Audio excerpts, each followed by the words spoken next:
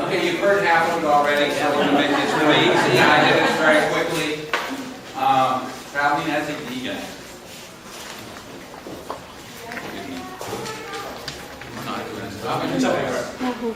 So these are the restaurants? Yeah, now you're going the wrong way. Go backwards. Oh, there, no, you gotta go the other way. That's Vegan vegan travel. I've been traveling as vegan for many, many years. It's hard to do. And the whole idea was to show you that, anyway, did you see all those restaurants? Real Food Daily, Gracias Madre, Candle Cafe. I just ate at all three candles last weekend. I just was there. Karen's, any of you eat at Karen's? Downtown's, it's very good actually. It's hot. She's mostly raw, but she's got hot vegan food there, downtown Chicago. Do any of you guys know this? This restaurant, Veg, is in Philadelphia. My daughter goes there often as an exploratory, we pay for it, in other words. She's a public benefit lawyer. She doesn't make very much money in D.C. So she goes up to Philadelphia, and that restaurant is considered one of the finest in the United States, regardless of whether or not it's vegetarian, vegan. They're vegan. They started with Horizons, if you're familiar with that one. Where in Philly is it? It's Philadelphia. Where in Philly? Downtown or? I don't know. I wish I'd been there. It's very good. But keep that one in mind. So, back to potatoes. When Joan and I travel, we also travel with 2 dogs. We travel with potatoes. And we stay on La Quintas that always have microwaves. Now, some of you may be against microwaves, but when you're hungry, they're wonderful. And our dogs have been vegan for years, and they also eat those potatoes. Breads. So I have a list of breads. Most of the breads at Subway, you can always ask them, don't understand. But just get the Italian and the whole wheat, the whole grain. And even the English muffin, there's no eggs or dairy in it. If you can eat, if you're not gluten intolerant, if you're gluten intolerant, their chopped salad, gotta use oil and vinegar dressing. They will save your life throughout most of the country. They're the only places sometimes, other than, next, the Oriental restaurant, I didn't put it in right. Okay, the Oriental restaurants. Chinese built the railroads throughout the United States. If you're following the railroad lines, which generally follow high system highways, that's where you eat. And many of them will understand if you say you want something with tofu, that just make sure they don't serve you fish sauce. And that's it. I mean, most of you are, how many of you are vegans? Oh my God. Why? How many of you know of my place up at the Stanford Inn? Oh wow, good. How many of you have been there? Awesome. That's really good. Our former executive chef is next door and he's cooking dinner tonight for all of you. Very important. That's a plug. Let me introduce you while you're kneeling there. Okay. In there. This is Sid Hillman. He's our director of the Mendocino Center for Living Well. He's a great friend of mine. He also directs the kitchen, and he just wrote a book. And it's practical steps for making life changes. It's called Approaching the Natural, a Health Manifesto. And he wanted it to be for a big pocket book with a little type, so it would fit in there, and I have to wear my glasses to read it. But it's actually a very good book. It's been extremely well received, which was I was surprised. We have it for sale here if you want it. It's only $10. Okay, so part of this is to talk about the Stanford Inn by the Sea and our mission. And our mission is to make the vegan lifestyles accessible. Now, most of you, or I would assume that most of you know how endangered our water supplies are and our arable land is on the planet.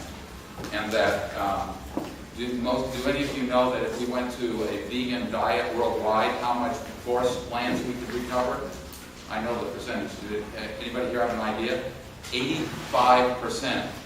When any of you drive through Illinois on I-70 or I-90, it's all clear and it's all farmland. That all used to be hardwood forest. We can reclaim almost all of that. Technically 85% of it. 85% of Iowa. Iowa starts hitting grasslands, but 85% of Ohio. it's amazing what we would do if we changed to a vegan diet. So for many people that are in this room, I assume that you're vegan because you love animals and you don't want to have anything to do with killing them, or you realize that it gives you more vibrant health. But the fact of the matter is, most of the guests at our inn, what is a 4-diamond inn on the AAA scale, don't have a clue about it. And we're there to subtly influence them. I don't know what, oh, there we go. That's my wife. Anyway, that's the end. Just to give you an idea, we try to do absolutely everything as sustainably as possible. It has been our mindset since day one. We didn't know about organic because we were doing it, but we didn't know what it meant. We became organic in '85. These are just pictures. This is an interesting picture. I don't know if you can see it. There's a red farm here. That farm's been around for 100 and some years. And this is an apple tree. That's a pear tree, and there's some apple trees. The trees there are almost exactly as they were 100 years ago. And people used to farm there because that pond, there was water, it was spring-fed. And it's one of the few places right up on the coast where water comes out of the ground to provide for farming. So this was known as the China Gardens because the Chinese had come to work in the lumber yards and to look after the lumbermen, I guess. But anyway, some of their families would come across the bridge and farm here. They must have rented land. We don't know exactly how it was run. There's been no record of it. But we do know it was called the China Garden. So we basically started it up again, and we're in exactly the same location as they were. We have horses. These are all rescued horses. We have one of the largest vegan cookbook displays that in one place. And we don't care whether somebody buys one of these books here. We have all Colleen Bedros, and she's just speaking next door. And she's a good friend of ours. We don't care whether anybody buys them there or not. We want them to be inspired, and I'll see them writing down titles or using an iPhone to take a picture of it. And that's fine. That's fine, as long as we can help people move forward in their lives. That's what it's about. Next slide. That's just a lobby. The idea is to have a cozy, warm kind of feeling to seduce people and then help them make some important life changes. Just a bedroom, another bedroom. They all have fireplaces. This is the view looking from a room that's a pillow. The ravens. Now the truth is, I've been cooking at the inn since the 80s, and breakfast. And I became vegan when I found out what really goes on in dairies. Nobody told me. Anybody that knew that was a guest there that was vegan that didn't tell me, shame on you. There's nothing at all humane. We should get a better word because we're not good to each other. But there's nothing at all humane about what goes on in a dairy. And the most humane dairy, according to the United States Humane Society, in 2004, that's when I changed, is Clover Sternetta, which is about 45 miles south of the inn. And I know the people that run that. And when I read what they do, I became vegan. What I regret is I didn't take the breakfast vegan until 2 years ago. And that was because my staff leaned on me and said, I don't know if we can get rid of dairy. We're going to have dairy. We didn't cook with anything. People had to request it. We've been vegan for quite a while in the restaurant ourselves, but in terms of, and dinner was vegan for a number of years. Next, I don't even know what's next. I'm all confused. Yeah, this is sea palm strudel. We want to create innovative and food that attracts people's attention and they talk about it, so we can start talking about the nutrient values of sea palm and all that. The nice thing about it is sea palm, and we just had it tested with a Geiger counter. We do that occasionally. One of our staff has one. It's got the base level, which is typical of the Northern Pacific, so it's safe. But it is harvested in Mendocino or on the Mendocino coast. It isn't harvested in Japan or anything like that. You have to start thinking about seaweed, where it's coming from, in the next, right now. But this stuff comes from here. And also the stuff that we use from Norway, which is pounded out, flattened red seaweed. That also is from the U.S. Okay. That's a Napoleon stack salad piece. That was wonderful. We don't have that on the menu anymore. We have another variety, but that's a bananas foster. That's a typical breakfast dish. That's homemade English muffins and our potatoes, and then our holiday sauce, vegan. Basically, Brianna's. Oh, you're fast. Sorry. Well, you know why? Because he runs this. Mendocino Center I thought for it was a food shop. Huh? I thought it was a food shop. Mendocino Center for Living Well at the Stanford Inn. And that is to provide people, it's actually got a lot of, might as well look through those too and see what we do. We do cooking classes. We do a lot of gardening classes, and how can every 9:30 every Friday people can come down and help harvest under Jamie, whose hand that is. There's the Asian shop. You know, it didn't get moved, did it? I screwed up. Chard, that's on my phone. I love chard, so that's just chard we grow. This garden here is a research garden. And any of you know of John Jevons and Ecology Action, Grow Biointensive? He's part of a worldwide movement. It's got United Nations backing to reverse desertification on the planet. And this is one of the test and research gardens, and it's on our property. And there's obviously chives, and over there you can see amaranth, and we have quinoa growing in there. We're trying different things. There's 4,000 square feet under cultivation in there, which isn't much. It's a little bit more than this room. Obviously, it's twice this room, I think. In terms of actual beds, and that will grow if properly managed enough food for up to 3 to 4 people in a family, and particularly on the coast, for a year, with some seeds and stuff left over. And it's all based on counting the calories that you produce, as well as the fiber and the carbon, because we're always having to recycle carbon into it, back into the soil and shot, and nitrogen. This is another shot. So this is one plot, and the other plot you saw was over there on the other side of that cypress tree, and this had just been planted there, and that's just going. But we have right now a MA student from University of Mexico, Diego. He's from Mexico, and then we have Sajjana, and he's from Sri Lanka, about the same kind of area in terms of graduate work. And they're both going back to work with farmers in their countries. We've had people from Brazil and other places that go back and work with the farmers there to spread these methods. There's no artificial fertilizers used in there, obviously no herbicides or pesticides either, and everything's composted. And the composting is done over the beds. We also promote this as an outdoor experience. We don't have segways or anything like that. We have canoes and bicycles and feet. You bring feet. This is a mushroom walk, and they're starting in a month. And we do this until about the middle of February, when the mushrooms may run out. It depends on the rain. This was a very good year for golden chanterelles. That's what he's taken there. And these mushrooms here, there's white chanterelle, and these mushrooms there are candy caps. And they're a great mushroom. You dry them, they smell totally like maple syrup, and you grind them up, and you use very little, and you can flavor things like as if they had maple syrup. They're plentiful on the Mendocino coast. One of the things we do is offer paddling, get people out in the water to reinvigorate them.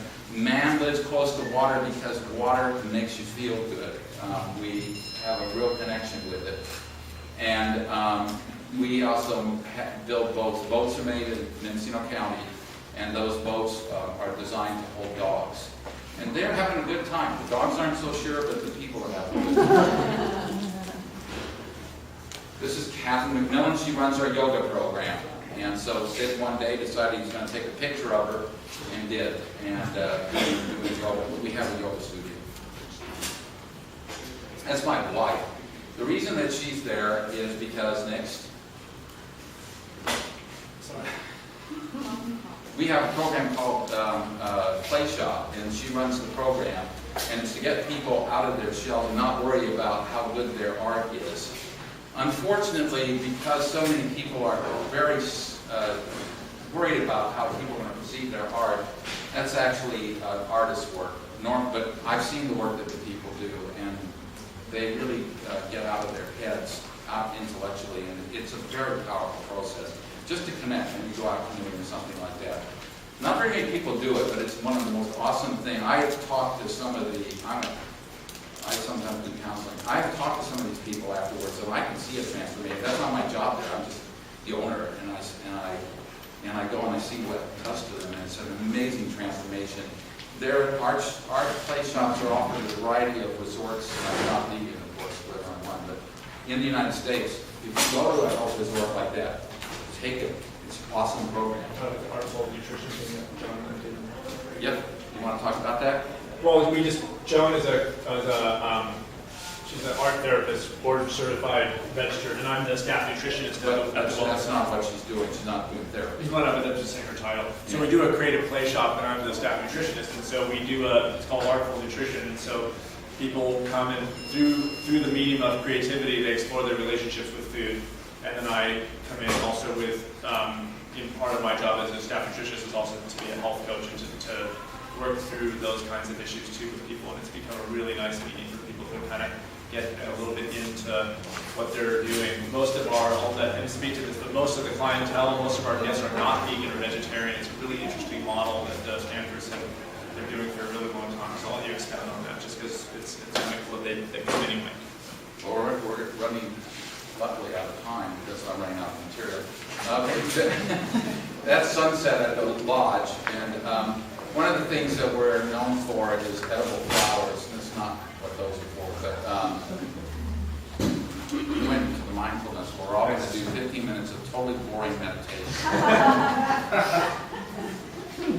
Okay, so mindfulness. The point about the end is that there's a lot of scary stuff going around happening in the world today. And we want a place where we can bring people to work as interns and grow and learn what we're doing. So we do an awful lot of work with school, Natural Gourmet Cookery School, which many of, actually it's called Natural Gourmet Institute now. She changed the name. But the point is that we work to help develop vegan chefs and vegan cooks. We have a 25-year-old, I think he is, coming from Oregon, and his desire in the world is to go to, in the United States, is to create a big bus with a kitchen in it and provide vegan food in disaster areas with friends of his. They'll sleep in the back of the bus or the front of the bus. I don't know how it's set up. And they're going to do that. So he wants to learn how to do better cooking than he does now. So he's coming to the end. He'll be with us for 6 months, and we'll teach him. And he said, I'll do it for free.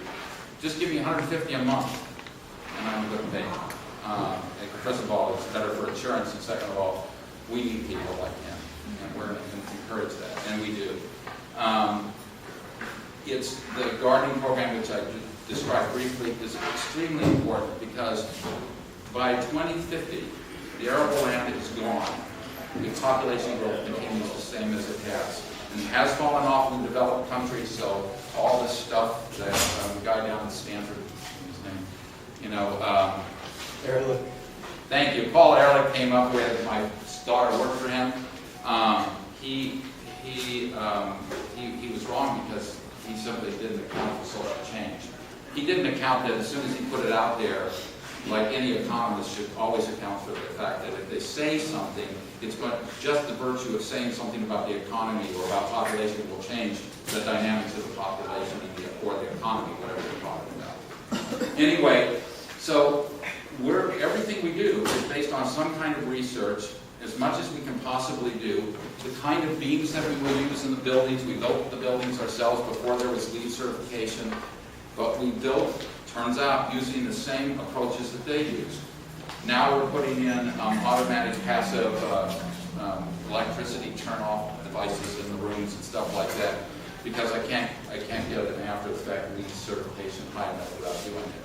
But right now we run the maids in and our housekeepers in and they turn off all the lights and the power and the power to the heaters and all that. When as soon as somebody checks out, we call them and they do it. We do it manually. Costs more in labor, but they appreciate the money. Anyway, the Stanford Inn is really about having a vegan destination that people don't know is vegan when they come there. We do have a lot of walkouts from the restaurant, unless they're really tired from 128. If you've ever driven up there, it's a hard road. But it's a nice gateway. It's a nice mind change. And when people get there, sometimes they'll stay and eat at the restaurant. They go, oh my God. And then they'll try it and they'll enjoy it, and they actually will continue eating with us. And we've had a few conversions. He and I once spoke in a church with 12 people. That's all would come. We got 3. But we talked about the spiritual issue.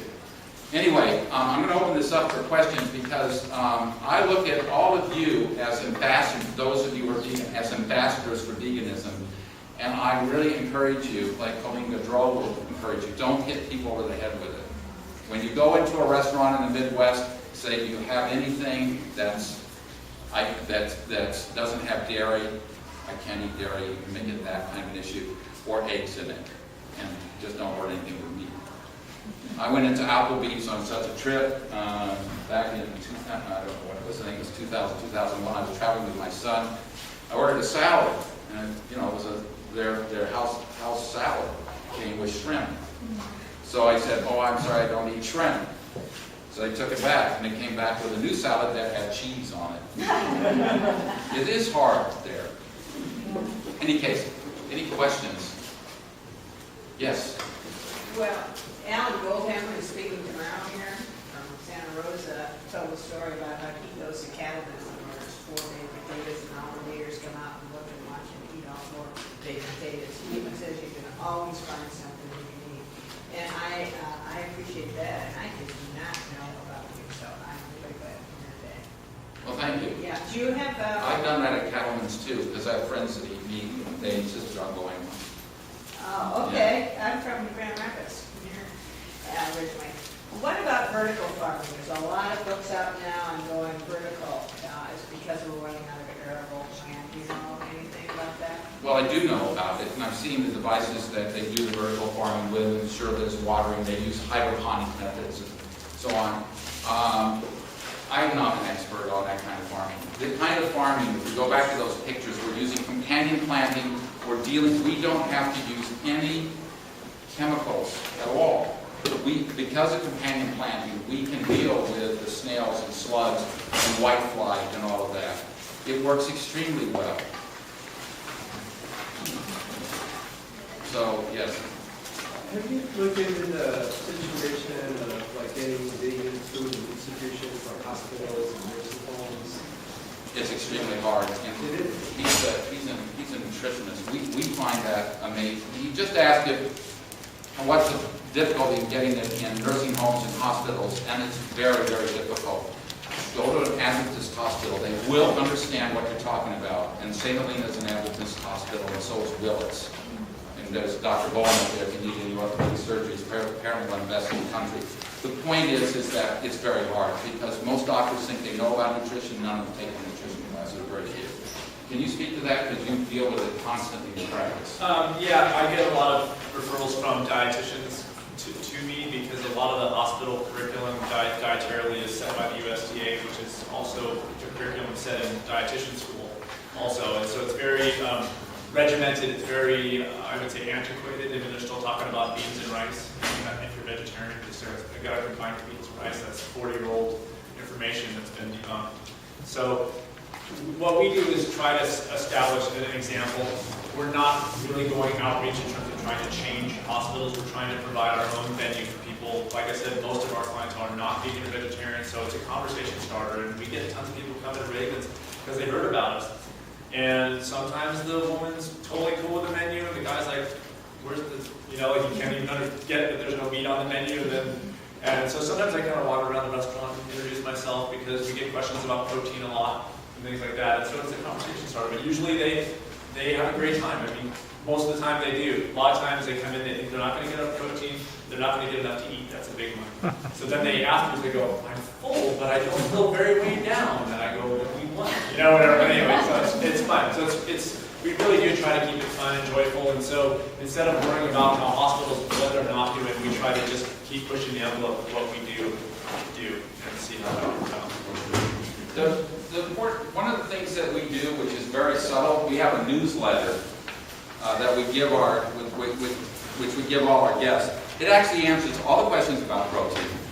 And it gives them a way, particularly if they're vegan and don't have answers, they actually have, this is a nice little handbook of answers for what vegan does for the planet and whether or not you eat protein and what's the real paleo diet. Oh, and I'll speak to the paleo diet because that's such crap. I'm a trained anthropologist. If there were jobs on the West Coast, I'd be probably in some committee meeting right now, bored to tears. And when I took Anthro 101, all those many years ago, in 1967, my professor told all of us, he said, when early man stepped out of the cave or wherever he was, he had a promiscuous environment, and by that, he was Italian, we love that word. And this great big beard. Marco Bicchieri was his name. But Professor Bicchieri's point was, food was easy for the taking. So what did early man do? And there's such good evidence with this when you look at contact cultures around the world. Not the ones that got pushed up, like our people got pushed up because we weren't so successful. You're white, you weren't successful, more than likely. Get pushed up against the glaciers and have to develop technology. And eventually we all ended up with the atom bomb. You didn't see that developed in the fertile parts of South America where the Indians hadn't been raped already. But the point is that human beings develop culture and gains. They did not have to spend, 80-hour weeks. They don't work 80 hours.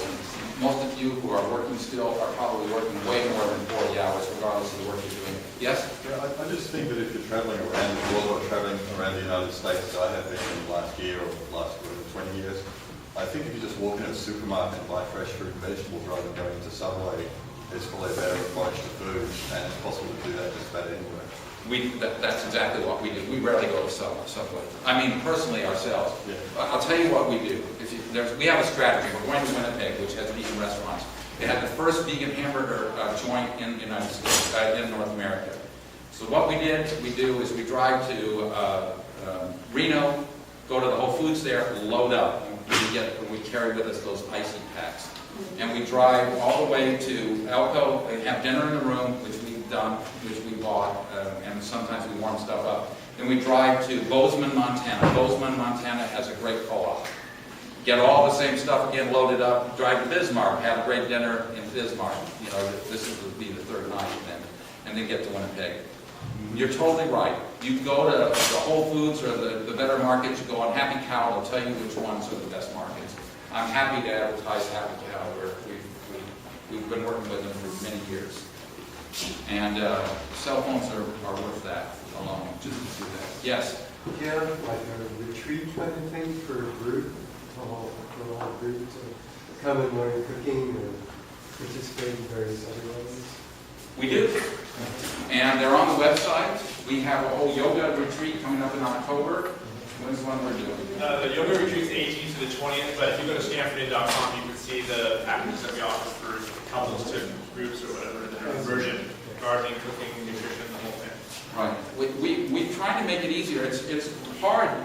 We can get a specialized audience to come up and experience that. We're trying to get that through to the mainstream too, by offering that, by having him wandering around and saying, can I talk to you if you want to, do you have any questions about the food? And I'll say, where's the protein? And he'll say, funny you ask that, I'm a nutritionist and I can tell you what the protein is. It's in every cell of everything that you're chewing on right now. Well, he's not a direct design. He's much more. Sometimes I really get tired of hearing the questions, but he's got, 30 years young. Any other questions? Great. Yes? In addition to Happy Cow, are there any other internet resources you can recommend for Urban Spoon. Urban Spoon? Urban Spoon is really, really good for Joan and I to use when we're on the road because you can put vegan in there and then it'll list them in vegannesses. That's a good one. The other one is Tyler Fossey. She lives in Austin. She's from Mendocino. She was the first vegan girl that I knew. My daughter and her best friends. My daughter's been vegan mostly since '97. And she just did it because she thought it was a good idea. She didn't know. I've always tried. Any of you guys know a guy named Krishnamurti, a philosopher? Ever hear of him? Well, my father introduced him to me when I was 18 years old, and he has a way of thinking. You just look at what's going on in your life, and you act from there without judgment. And so I didn't do it right one time. I had broken my hip vaulting over a fence, and I was laid up really badly for 2 weeks. I had nothing to do, and I've been working really hard. The kids had just been born. I hadn't been meditating in years, literally. And so I meditated, and someplace Joan was cooking tarragon chicken. I can remember the smell of it. And I go, I would never kill a chicken and eat it. And I was in this kind of meditation. And that's unethical to ask somebody else to do it. That's how I became vegetarian. It's that simple. It was in June of 1985. I know almost to the day because it was a realization that I was asking somebody to do something that I don't believe is ethical. I don't like anybody doing anything that I wouldn't do. Couldn't do, or I'd rather pay somebody to do, like clean a septic tank, but I can fix it, and I have been in one. So it's true. You got to be willing to do it. So yes. And where are you located on the coast? Mendocino. It's a 2.5-hour drive north of the bridge. So like where in relation to Mendocino and Fort Bragg? Just south of Mendocino. Just south. Where the bridge is, there's a bridge over Big River, which is where that canoeing was going on. And we're just on the south side of it, and town is on the north side of it. Okay. Yeah. Yes? I'm traveling to Mexico this next month, and I'm concerned about how I can find food. Like, I've done some traveling being vegan, and I usually do just hit up grocery stores. I don't know what to expect there. I've tried to do online research as far as like to find like natural grocery stores or anything like that, and I can't find anything. It's really hard. The people that I know, have you ever traveled to Mexico? Not since I'm vegan. Yeah. It's really hard for those people that I know that travel, that are vegan, that travel down there. And the thing is that if you're not careful and it's not cooked, so you got, fruit, I eat a lot of bananas because you can peel away the bacteria. Things like that where you've got control with a knife and water. But even depending on where you are, you can't trust all the water. But I remember when I used to travel places like that, I drank Coke and everything was cooked. And of course it was meat. It was just the way it was. Back when, there just wasn't sanitation. I was thinking about just packing literally just at the place I'm staying has almost a full little kitchen and a room. Where are you staying? In Cabo San Lucas. Oh, okay. You know who to call and ask is where the Rancho, what is that thing called? Give me a call. Do you have any way of reaching? I can email you a place to call there that's in Mexico, and they'll know who to do it. We actually partner with them. Rancho, it's just south of San Diego and a bit east. But anyway, if you give me your email address, I'll get it. We have a coordinator that works with us who's living in Fort Townsend part-time and showed up, and I can text her and get that. I've never been there myself. Any other questions? Because we're really running low. We're actually, the property touches the ocean, goes down to the ocean, but the rooms are situated up off the highway, so you got to look down over the gardens to the ocean. So we tell people 300 yards, but we're actually on the ocean. And the Navarro River? Big river. Yeah, Navarro River south of us. We're on Big River. You're in Big River. Thank you for coming in. Thank you. So Jeff will be at the speakers table. By the way, if anybody's interested, I'm speaking tomorrow in the main auditorium about my book at 11:45. And he's really much better than